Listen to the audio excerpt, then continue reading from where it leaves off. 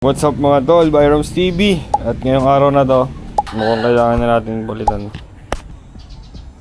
bar end na lever guard natin. Tsaka ito, kasi malas ilang beses tayo na sa sample lang dyan. Pero matibay, RCB. Meron dumating na parcel galing sa South China Sea lever guard natin. Ano to? Left and right to package.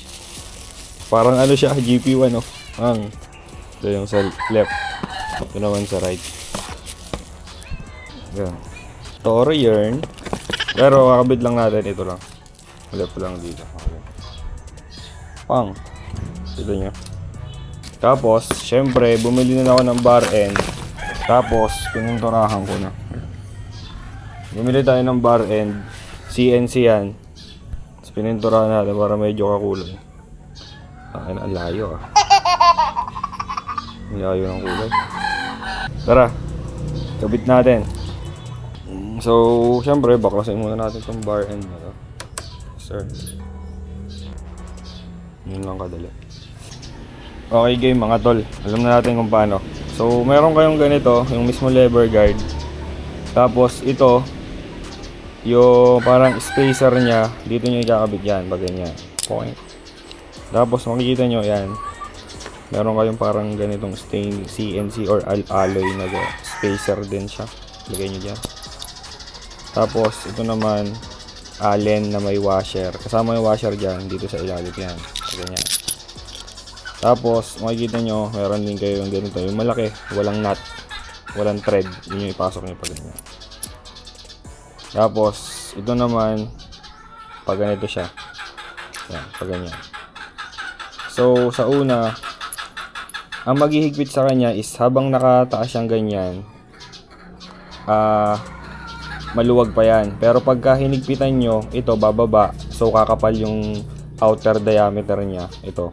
Kunyari, tingnan natin Tingnan nyo. Pag ganyan, syempre, maluwag pa yan. Pero, pag hihigpitan natin, tingnan nyo bababa yan. Bababa yung, ayan unti-unti siyang bababa.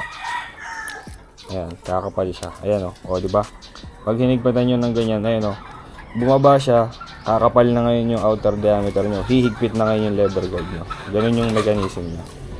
So, syempre sa atin, bago nyo isalpak, luwagan nyo muna.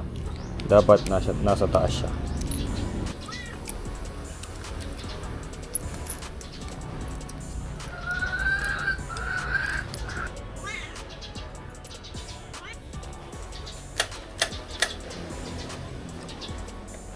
Ano ba sa higpit?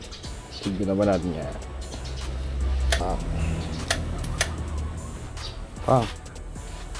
Sige, ngayon kayo mag-sample lang. Joke lang. Ngos. Uy, parang GP1 Ito naman yung kabit natin. Medyo off ng konti yung kulay. Pero sige, kabit na natin. Tanggalin lang natin tong bar end. Bye bye. Pahinga ka muna. Okay. Ito naman, lagay natin. So, dito naman sa natin, sa lever sa bar end, may kasama siyang ganito. So, ilalagay na rin natin yan kasi wala na tayo ng pinaka stopper. So, higpitan lang yan. So, pagka nandito na siya, higpitan lang natin to. Dapat may pangontra.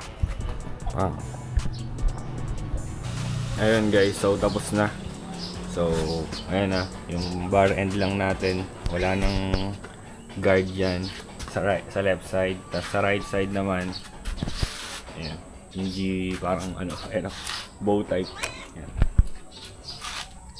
Tara, bigyan ko lang ng kapirasong montage.